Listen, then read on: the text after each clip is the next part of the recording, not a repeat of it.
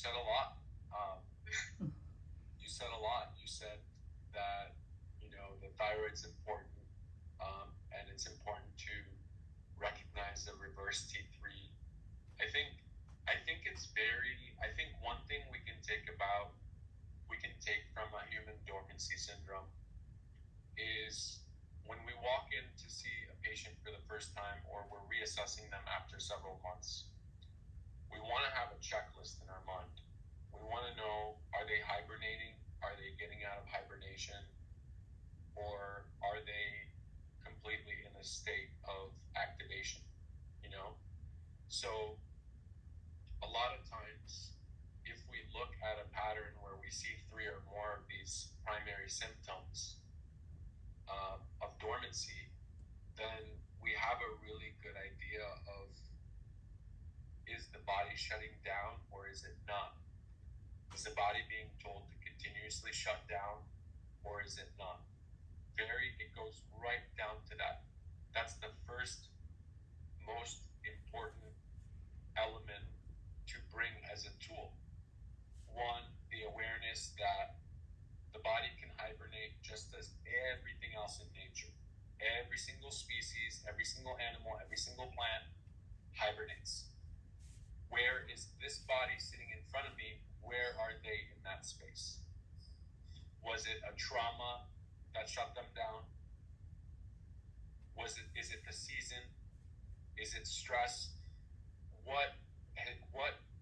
So recognizing where the body is number one. Number two, recognizing the source.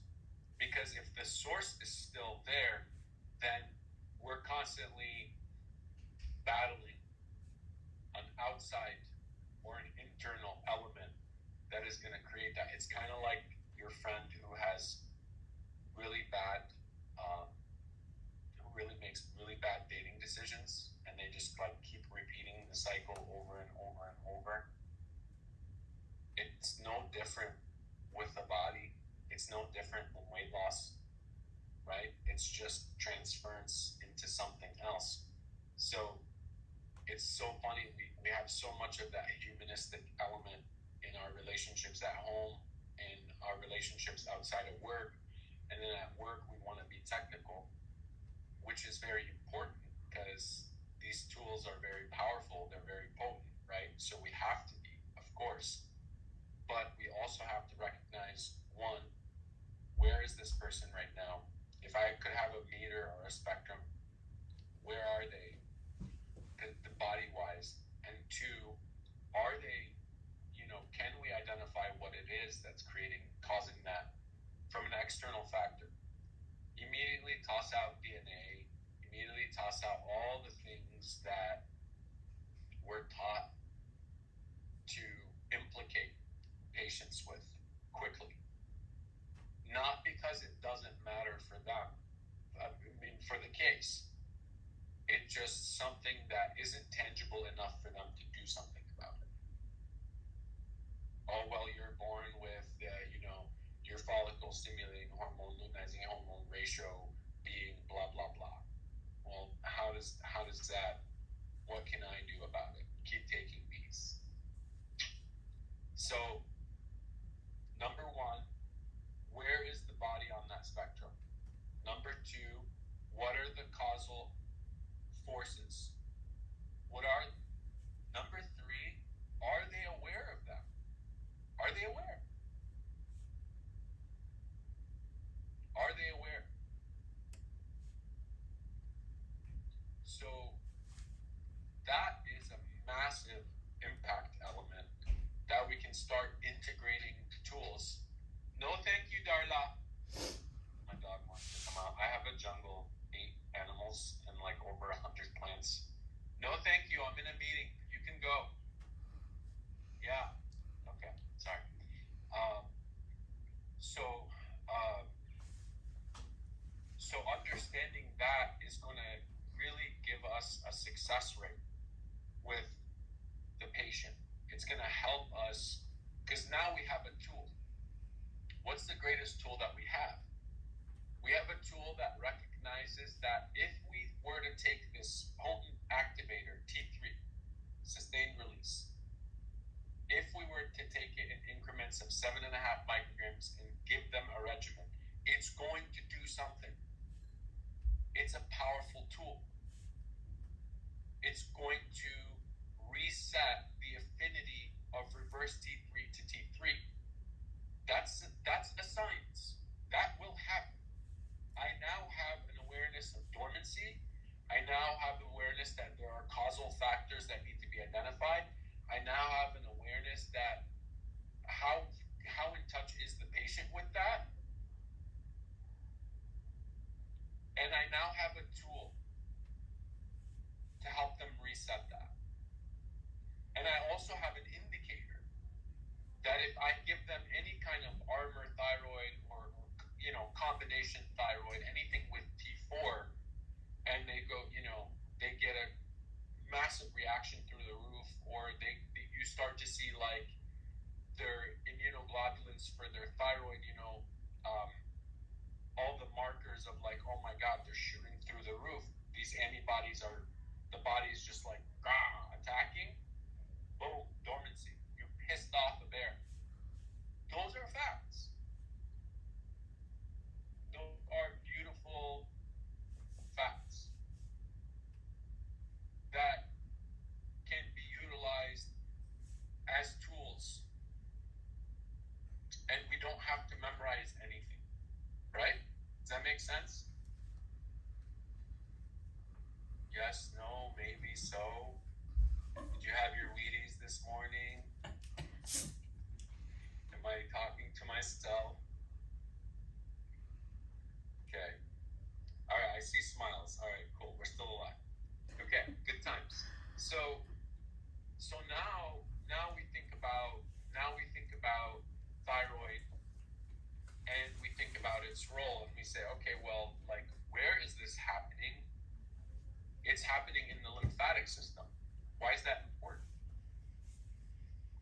Why is it important to now have an awareness that so much of these nerve responses impact the gut?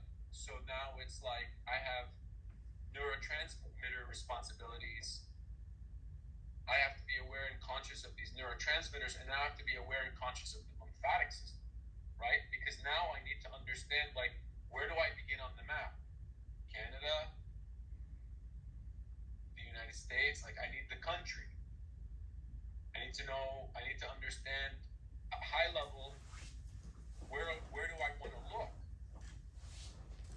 Because you have the metabolic pathways, the lymphatic pathways, and the intracellular pathways. Because when we see these patients, these three dynamic platforms are happening simultaneously, and then we have the central nervous system. We have 4 pillars to work about. None of them can be ignored. They can't be. Right? Oh, I'm giving you progesterone, you're going to feel calm, and everything's going to be good. Well, what about gamma-aminobutyric acid? What about the inhibitory and excitatory neurotransmitters? What's happening? What is responsible for that? Right? That's why it's so important to understand the different tools that we have and the different adaptogens that we have. They're like little cheat sheets. Our supplements and our main product, they're like cheat sheets for us, They're there to help out. They're there to be like, okay, you know what? Stress reset's going to work on 3 of these pathways. It's micro-dosing daily. We're going to hook them up. That's the whole point, is like arming ourselves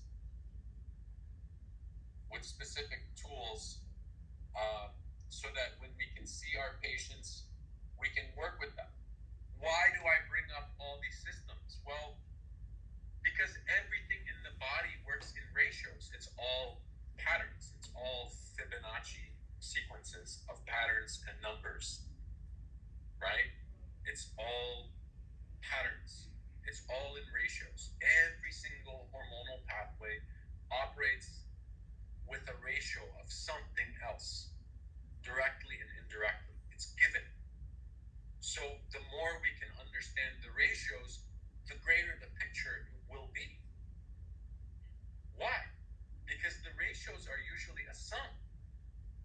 a sum of one, collectively we're looking at how they're interacting.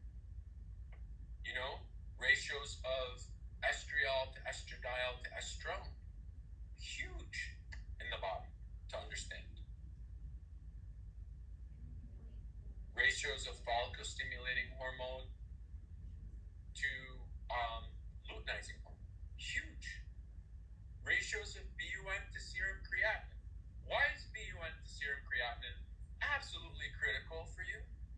Why?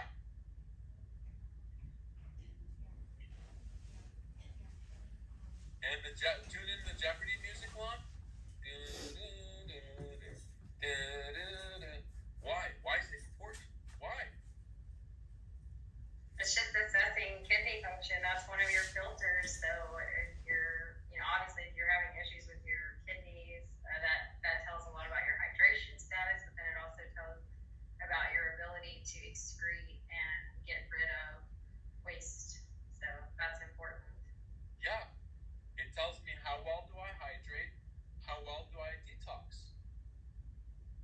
A BUN serum creatinine 20 to 1, when I start looking at the ratio, and it's higher, I'm not going to do anything with this patient other than get their hydration right. Why? Because nothing is getting anywhere. It's all sluggish. It's like, hey kids, jump in the pool.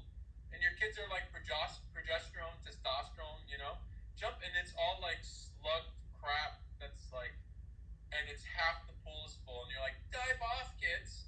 Come back in 3 months, tell me how your experience was. Right? So the rate, and the only thing that'll give me an understanding of hydration is a ratio. I don't care what anyone says. I mean, I do care. I care about you guys. That's ruthless. I'm not trying to be ruthless, but it's a proper measure, because it's like you want to talk about metabolic syndrome. Half the patients are dehydrated. Boom, metabolic syndrome.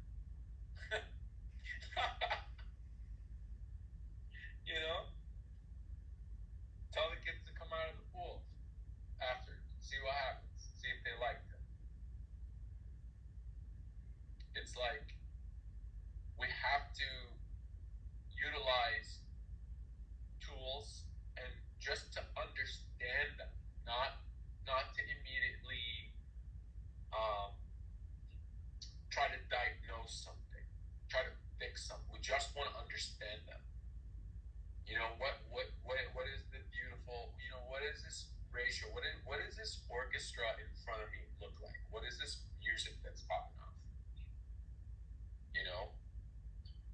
Because that allows us, so if you want to look at hibernation, and then you want to look at hydration level, you want to understand. And that is the greatest marker. The BUN, the serum creatinine ratio, is a massive marker of am I hydrated, am I dehydrated? Simple. And that's super important because everything goes through the kidney and everything goes through the liver. So what do you think my next outlet of what I would want to look at would be for someone who I'm considering metabolic syndrome with? What would it be?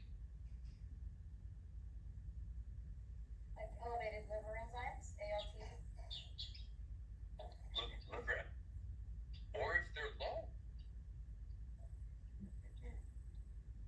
then I would already know where cholesterol is, which is what I would want to look at next.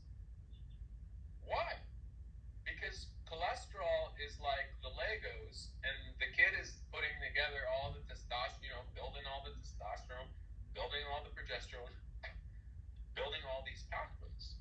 And now we've got this HMG-CoA reductase redox system,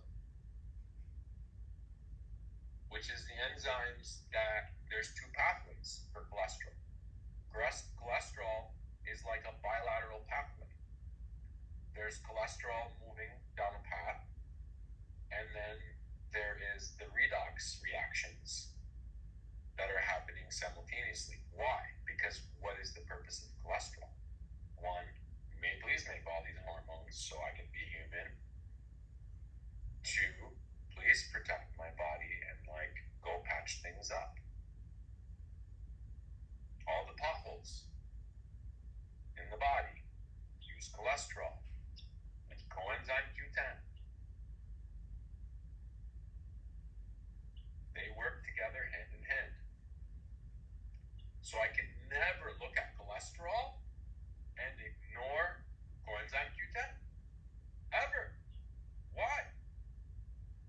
Because they work together in unison. They have to. They have to. They have to. It's always like it's a 2-pronged approach for that pathway. So now let's go backwards. Like, I'm hitting the rewind button, right? And we're going and going. You know, someone comes in and they look like a bear and they're hibernating. And I'm gonna go, ooh, they might be hibernating. Check off, ooh, they have 4 of these symptoms. Oh, okay. Tell me about blah blah blah. Ooh, okay. Your job sucks. Shouldn't have got married, but you did. Sorry. Okay, so we got all our triggers. Okay, very cool. Now what do you want to do? Well, we want to check the hydration level. We want to know, is this person hibernating and they're dehydrated? So I want to take a sneak peek at that ratio, and I want to look at their enzymes, and I want to look at their cholesterol. Because I'm gearing myself up to give them hormone therapy, to directly work with them on their metabolic syndrome. I'm helping them by understanding the consequences of what's happening in their body. Right? They're just tools. They're just tools. No one's created equally, but we can genuinely look at tools. We can look at tools all day long. And, and decipher when it's good to try something, when it's good. And a lot of times, metabolic syndrome is due to really, really shitty cellular respiration and dehydration. Because when the cell can't breathe, the muscles tighten up. The muscles tighten up, the blood pressure goes up. When there's restriction, the cholesterol can't get anywhere.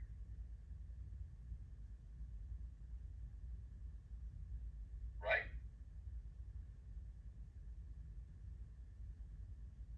So I think we just went full circle with that, Christy. That was a nice little segue there.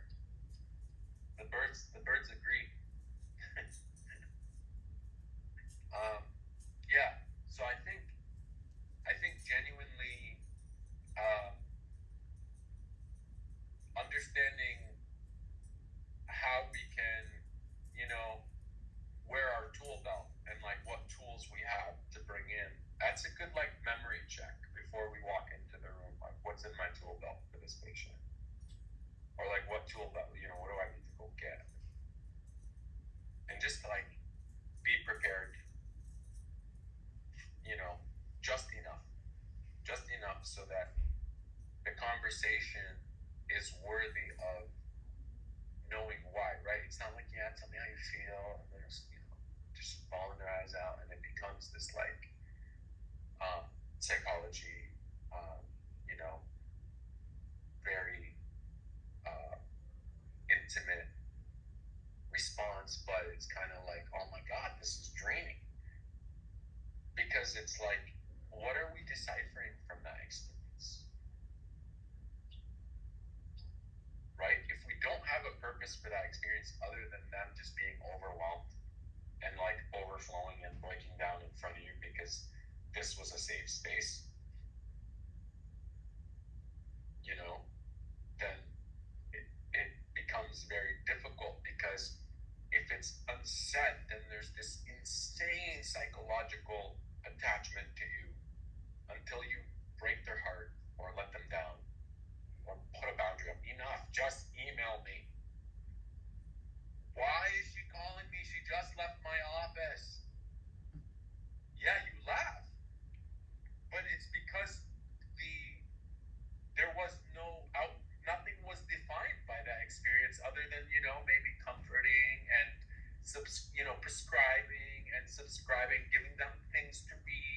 issues. Yeah, and that immediately shifts where instead of that experience being theirs that they've been empowered to have on their own, it becomes because of you. And that's not something that is humanly possible unless you're married, unless you're best friends. I mean, maybe you can have like 5 people like that in your life. You could be special and have like 10 and have a lot of shit going on. No judgment here, really none. But you can't have hundreds of people coming through you and it being a model. You immediately, the moment those things happen, you immediately have to empower them and help them identify those elements and what they just did. Because you also need to know what's going to cause this again. David sent me this text, he's ruthless, and then he keeps sending it. You know, you're not, like, yes, hormones are great. Yes, metabolic fasting is great.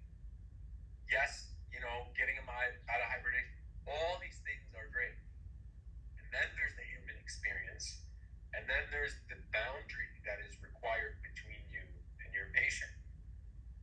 It is so important to let them know that they're feeling something or they're having a connection right now with you because of what's activating in them, and they're just trying to put it somewhere.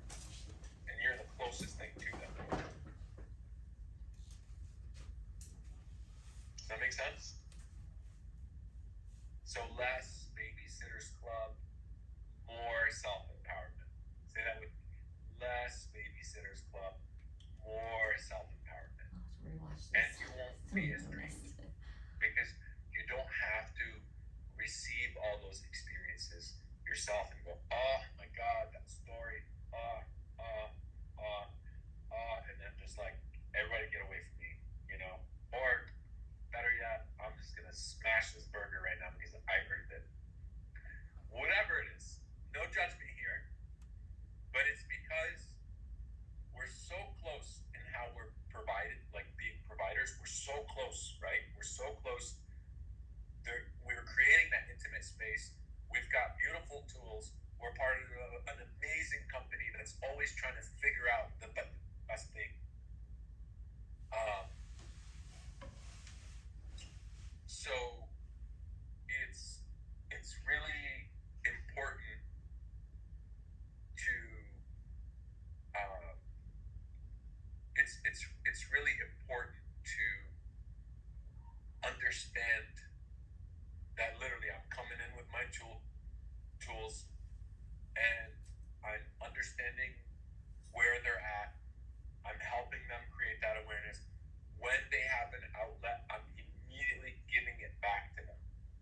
That was incredible. You experienced that. You had this awareness all by yourself. You did this. You were crying. You let it out.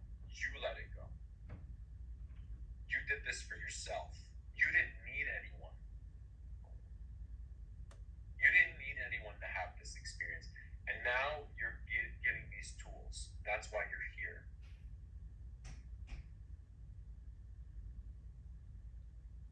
You want to be able to give them the experience back immediately, and they will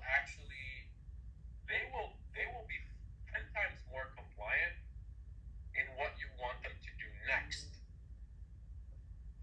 versus like the breakdown I need you bullshit. And primary red flag for this. You ready? You walk into a room, new patient, you got their list, they got their shit together, and you know, it's all in there, bah, bah, bah, bah, bah, bah. My great grandmother had blah, blah, blah, right? I mean,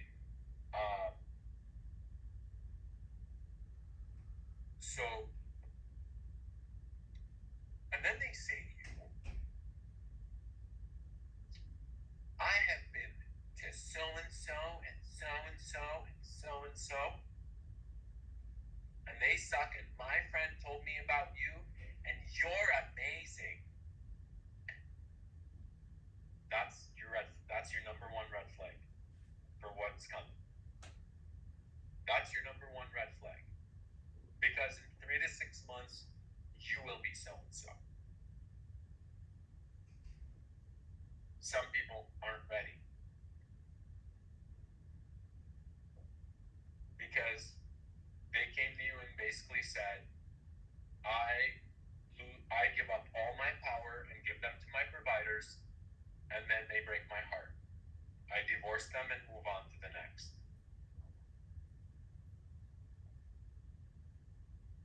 They don't take responsibility. So that's your red flag patient right there. Don't be so hard on yourself with that one.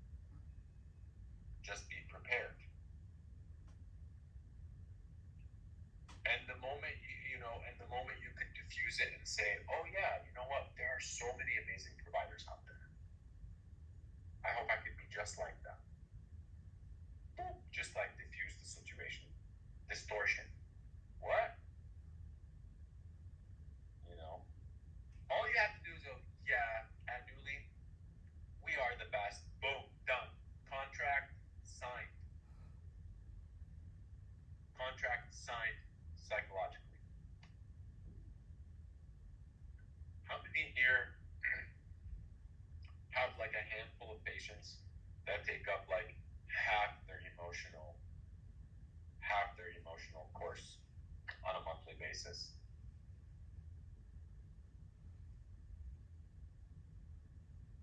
Already scratching their necks and twirling their hair. Everybody. So then it's like, how can we have the capacity to take care of everyone, to do a great job with everyone? And I bring that up because so much anguish psychologically for you is the patients that don't work out, the ones you have to deal with. And a lot of that is because you don't have the awareness actively, consciously, of where they're really at. So it comes back to you. So now that you understand that, I want you to know that the moment they break down and they cry and all these things, literally, if it doesn't come back, if it doesn't come to them, it's going to come to you. And I'm bringing this up and I'm tying it out full circle because many of our patients who come are sick and have metabolic syndrome and have a lot of the things that a lot of their doctors have said, things they've read, friends they've spoken to. So they come in a little more armed these days than they did 10 years ago. 10 years ago, they'd have to hear it at a seminar and go, oh yeah, that's me. And then come in. Now the information is out there. It's all free flowing. So when they're coming in, you have to look at the stepwise approach of how you're going to, one, help them become aware of what you're becoming aware of, and two, what kind of dynamic journey you want to take them on that is unique to them. That's just enough. Just enough. That's just enough. How do we become extremely potent in what we do and not necessarily overwhelm them in a way that becomes impossible, in a way where it becomes pass-fail? I don't want to come see you if I haven't taken my shit for 2 weeks. Nope. I might load up on some things unknowingly.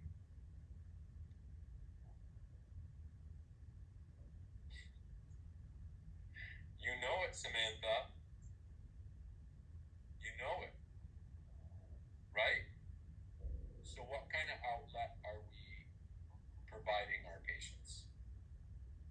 What kind of outlet? That's the power you have as a provider, as a healer. That's the power you have. That's what it comes down to.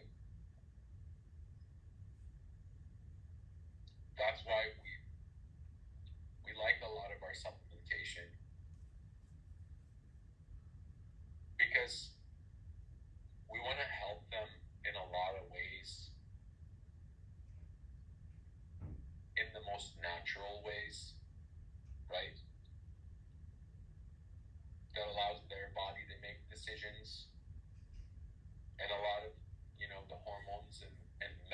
medicines, natural medicines we give that are very potent. And we just have to be prepared for that. And we can see a lot of trends and a lot of patterns, and they help us when we start to get like really fun tools. Every provider has like that one or two love to give or prescribe or go, I give this to all my patients. You have to take ABC. And that's a power. But like, let's kind of add one or two of those every year. Get a little more comfortable with equipping ourselves, right? I mean, that's the fun. That's the best part of why we're doing this, is like being able to sometimes take a little step back. That's why I wanted you to have the human dormancy exercise. I fully am aware of how distorted it is. Fully aware of that, which is why I wanted to give it the time that it needed, to not rush it. Because sometimes we have to learn how to savor things as providers. We have to like let things linger and sit and connect all the dots within what we know, because we know a lot of shit. We study a lot of things. We get excited about a lot of things. Christy came in blazing with metabolic syndrome today.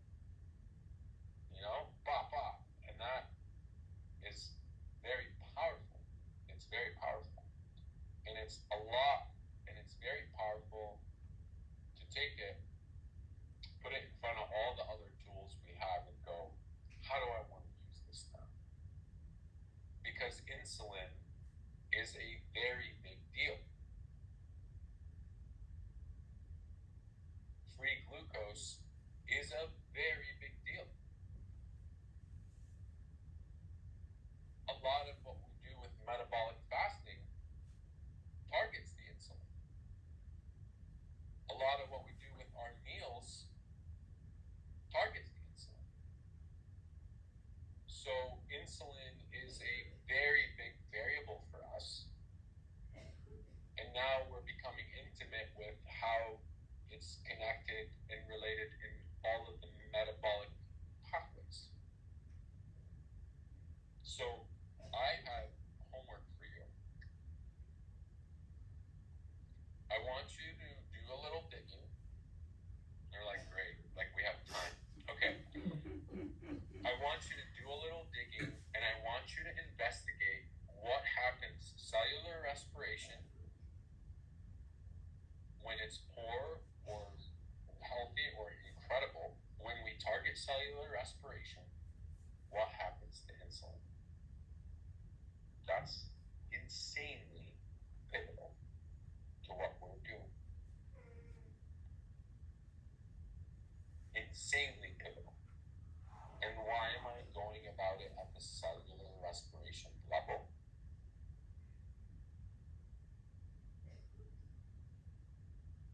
If you don't want to answer it now, you can add it to your homework. No big deal.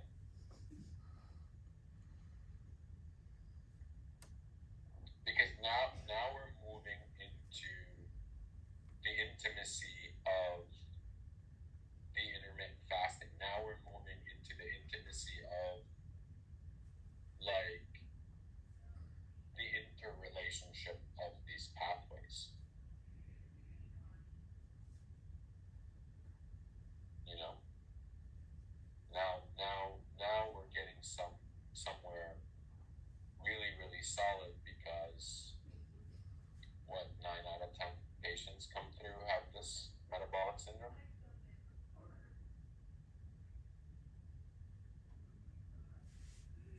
Now we're talking about the more depth we have, the more potency there'll be. So if we start to look at insulin from the perspective of cellular respiration, things might change a little. We might have a stronger expansion. And it's super important to know when we talk about peptides and why they're potent. There's a reason. But when we talk about these peptides that are synthesized, right, that are given an extra methyl group or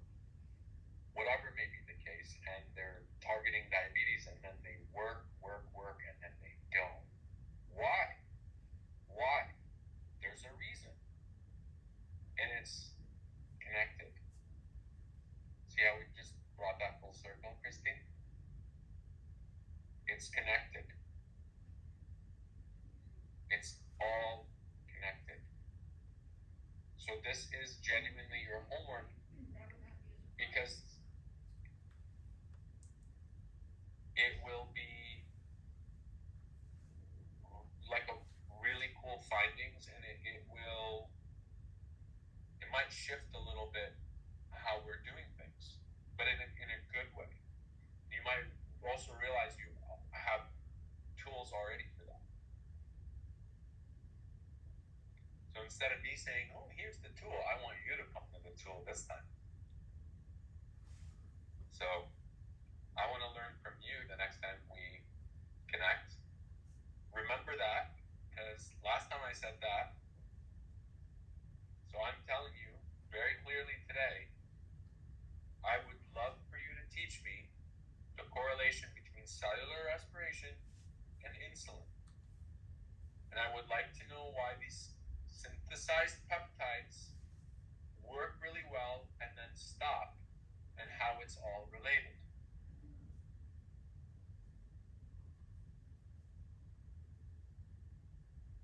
Is that fair? You guys are so quiet today.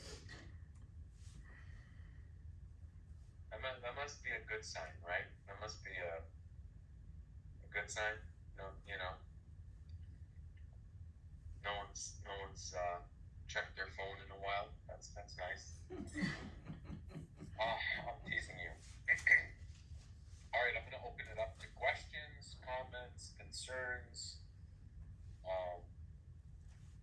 I know Eric's on the line. He's got a beautiful emoji. Well, thank you.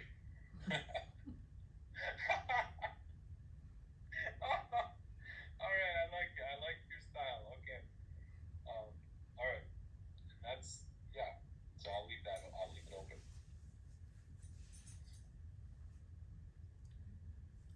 Homework assignment.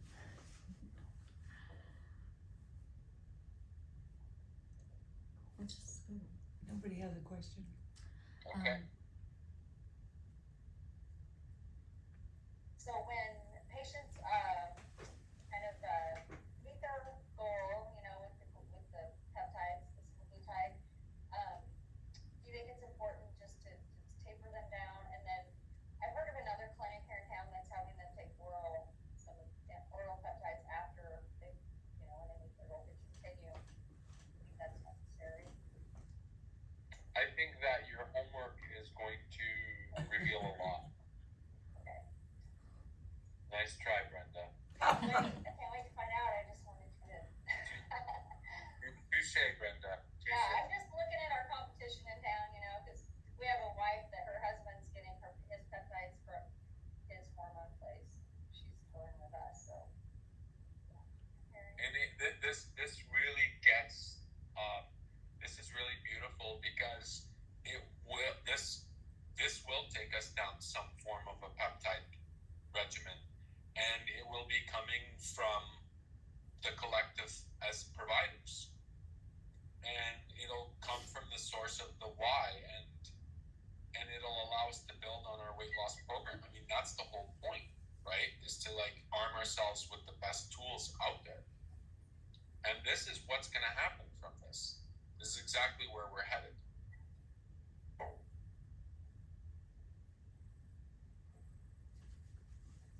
All right. Well, thank you all for your time. It's been very lovely. I look forward to our next chat.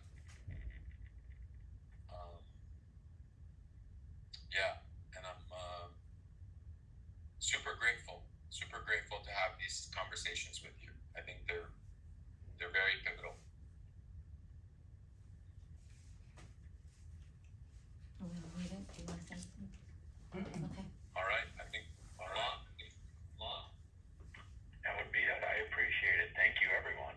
All right. Thank you, guys. Have the most. Thanks so much.